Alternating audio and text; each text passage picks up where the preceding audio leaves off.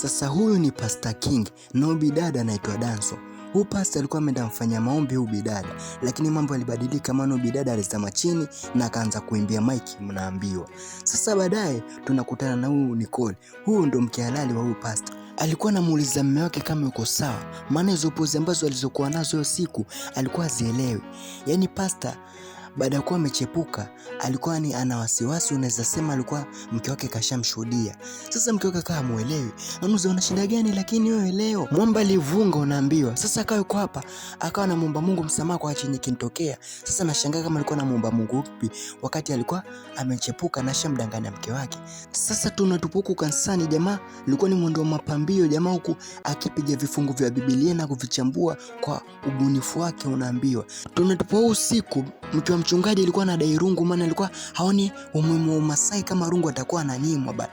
Lakini Mwamba akavunga akasema ati yeye bana hana hamu ya kufanya hivyo vitu. Huku Mwamba akawa anakumbuka vile ilikuwa ametumwa na mke wake akamwombe rafiki ya mke wake, lakini kufika huko ndo mambo yalibadilika, maana alipewa kinywaji ambacho kilikuwa kimewekwa dawa fulani. Jamaa kuamka kajikuta ameichapa bana. Sasa Mwamba kile kitu kilikuwa kinamtafuna, ikabidi afunguke amwombe mke wake ukweli. Sasa kumwambia mke wake ukweli pale, mke wake akamwambia usijali, nimekuelewa, mimi najua hiyo ni mitihani tu na tutaikwepa tu kwa jina la Yesu. Mke wake alimuelewa, lakini baada ya mke wake kumuelewa alikuwa anamwangalia na jicho lingine la chuki vile. Sasa Mwamba hakuwa anajua. Sasa tunandipo siku iliyofuata hapa, Mwamba alipokuwa ameamka ili wapate kiamsha kinywa na mke wake, kuna kumshika mke wake akawa anavunga hataki hivyo vitu. Sasa usiku Mwamba akiwa anadai unyumba hapa, mke wake akamwambia usiwahi niamsha ukiniambia vitu vyako vya kipuzi.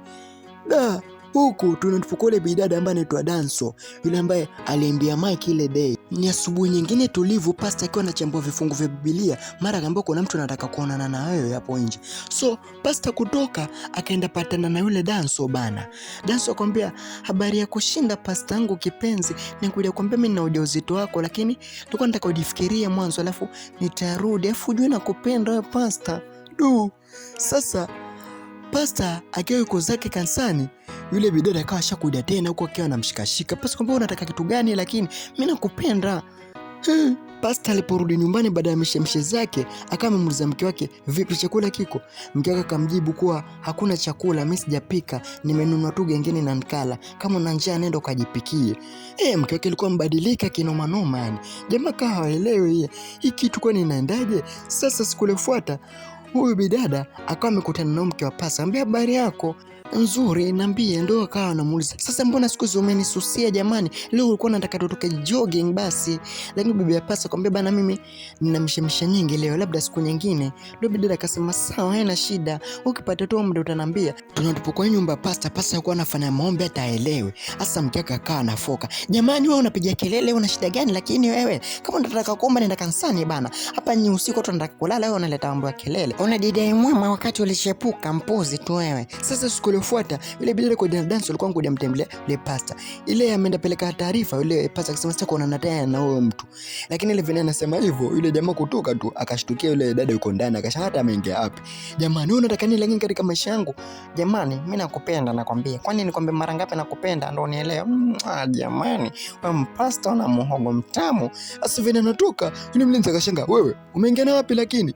Wasi nimekuacha nje lakini wewe. Bidada kumsikiza unaambiwa. Sasa baada ya masiku kadhaa yule pastor alijikuta ni mgonjwa kinoma noma. Mkewe akawa anaomba mimi nitaka nikupeleke hospitali, lakini pastor alikuwa anavunga, lakini hali ilizidi kuwa mbaya mpaka mkewe ikabidi ampeleke zake hospitali. Sasa kufika huko hospitali, daktari akawa anaambia mkewe pastor kwa mume wake sukari imepanda, chumvi imeshuka, alafu mkojo umeongezeka, mara kamasi zimeshuka, vitu kama hivyo. Lakini pastor after ameamka pale ampata nafuu baada ya masiku kadhaa. Daktari alimwambia tumekupima na tukakupata una HIV AIDS. Jamaa alikuwa analia kinoma noma. Baada ya wiki kupita, jamaa alikuwa ameenda zake kwenye friji ili achukue matunda, maana unaelewa hali yake ndio ilikuwa hiyo. Lakini alishangaa vitu vyake vimekuwa kando na vya mke wake vimekuwa kando, yani ilikuwa vimepangwa kando kando vile. Sasa jamaa akawa amejichenga mpaka huko kwa mke wake amuuliza hasa kile ndio kitu gani, lakini mke wake akamwambia mimi siwezi share vitu na mtu ambaye ana ukimwi, na kama ameenda chukua vitu vyake ili achimbe, na akasema nimepeana taarifa zote kanisani kwa ulinishiti na una ukimwi.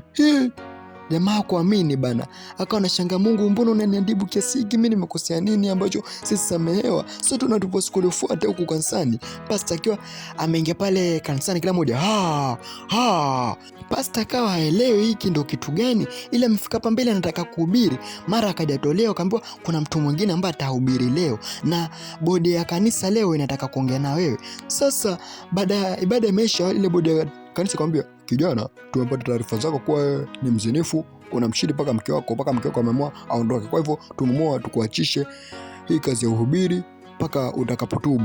Jamaa kufika nyumbani akawa analia, Mungu nimekosea nini lakini mbona kikisameki? Mungu mbona unaniadhibu hivi? Lakini sasa huku tunatupa kwa ile Danso basi ni mwendo wa kuangalia picha za pasta tu. Sasa baada ya masiku kadhaa Danso akawa amekuja paka kwa pasta amekuwa mlevi bana akawa amemtoa na kumpeleka chumbani, alafu asubuhi yake akawa anamwandalia pasta kiamsha kinywa pale. Lakini pasta kufika hapa akawa anamnyonga huyo bidada, akamwambia unataka nini katika maisha yangu, lakini mbona unanifuatilia hivi wewe jamani? Usiku hapa huyo bidada akiwa amelala akampata pasta alikuwa anamcheki tu hapa. Yule pasta akawa anamblame sana, na sasa umeniharibia maisha yangu, umenipatia ugonjwa wa ukimwi. Lakini bidada akakataa akisema mimi sina ugonjwa kama huo bana, ngoja kesho nitaenda kupima afu nje ngulete majibu yangu, maana mimi sina huo ugonjwa. Unasema nini wewe? Ambaye ndo hivyo. Sasa baada ya muda yule bidada akashaenda kupima na akawa shamletea yule pasta majibu. Pasta kucheki yule bidada hana ukimwi kweli, na yule bidada akawa amemwambia unafaa ukaongea na bibi yako, maana mimi sina ugonjwa kama huo bana, mimi siwezi kufanya kitu kama hicho. Ndo pasta pale akawa amekasirika, akashachukua bunduki akachimba paka kwa yule mke wake, akamuuliza kwa nini umenichiti na kunipatia ugonjwa wa ukimwi? Sasa bidada kuna bunduki ndo akafungua kwa mimi nilikuwa nakuchiti baada ya kuwa nilikuwa nataka mtoto na unipatie mtoto. Pasta alishiwa pawa kinoma. Pasta kawa mboso bana, pawa naishiwa pawa, unafanya masiala nini? Pasta alibaki kuchanganyikiwa, unaambiwa yule mke wake akawa shajiua bana. Mara pasta anapiga kelele huko anashtuka, kumbe alikuwa kwenye ndoto bana. Yani leo ilikuwa ndoto bana. Sasa pasta akawa anatafakari ile ndoto ina maana gani? Kwa hivyo ndoto ni ukweli huo, mke wangu ananichiti, Mungu ananionyesha, ama ndo kitu gani? Akawa haelewi. Sasa akawa anachanganyikiwa kinoma, unaambiwa. Sasa pasta alikuwa anamtilia mke wake mashaka, unaambiwa, yani alikuwa hamuamini kinoma. Sasa tunatupoi siku iliyofuata hapa, wakawa wanapata kiamsha kinywa hapa, mke wake anamwambia kuna rafiki yangu unatakiwa ukamfanyie maombi. Unaona sasa yale mambo ya ndoto ndo kashaanza kujitokeza pale sasa. Lakini pasta kama amemuuliza mke wake, vipi, ushainichiti labda ama ushaichepuka? Bibi pasta kaelewa unasema nini wewe? Ilipofika usiku, bibi pasta kawa bado anamsisitiza mume wake, usisahau kesho kwenda muombea rafiki yangu, nimekwambia naumwa. Pasta sasa pale akaamua bado aendelee kuuliza ile swali lake, vipi mke wangu, ushanisaliti na mwanaume mwingine labda? Tafadhali niambie ukweli. Bibi yake kusikia zile taarifa akamwambia, mume wangu, mimi mwanzo nataka niende nikanunue maji. Sasa ilipofika asubuhi, bibi pasta ndo kabidi afunguke, maana ashaona mume wake kama ashajua vile. Akamwambia mimi nisha kuchiti, lakini mara moja tu mume wangu, nilikuwa nafanya vile sababu nilikuwa nataka mtoto na wewe hujawahi nipatia mtoto. Lakini pasta baada ya kupewa zile taarifa alimwambia mke wake, kwa sasa nataka tuvunje ndoa na kila mmoja aende na kumenana zake bana, na hakutaka kusikia kitu chochote. Bibi pasta alijaribu kumuomba lakini mume ndo kashakataa hivyo. Jamaa after pale akaenda zake hospitali kupima ili athibitishe kama ile ndoto itakuwa imekamilika ama bado. So kufika huku nyumbani baadaye mke wake kama mfuata, vipi mume wangu, nimekuandalia chakula. Ambaye umemwandalia nani chakula? Nimekwambia uondoke uende kwenu, mimi sikutaki tena bana. Sasa baada ya masiku kadhaa akawa shaletwa karatasi fulani na huyu mwamba kutoka hospitali. Jamaa kucheki vile alifurahia kupata bana hana ukimwi bana, kama kwenye ndoto vile ilikuwa imesemekana. Jamaa kwa kanisani alipokuwa anaongea na vijana, mara akapewa taarifa kuna mtu alikuwa amekuja ndaka kukuona. Anamwambia aje. Guess huyo mtu ni nani? Danso, yule demo ambaye alikuwa amemwona kwenye ndoto bana. Na yule demo akawa amesema, mimi nimetumwa na Mungu kama malaika nije nilinde maisha yako na niwe na wewe kama mume wangu. Na hapa ndo unakuwa mwisho huu nyama bana.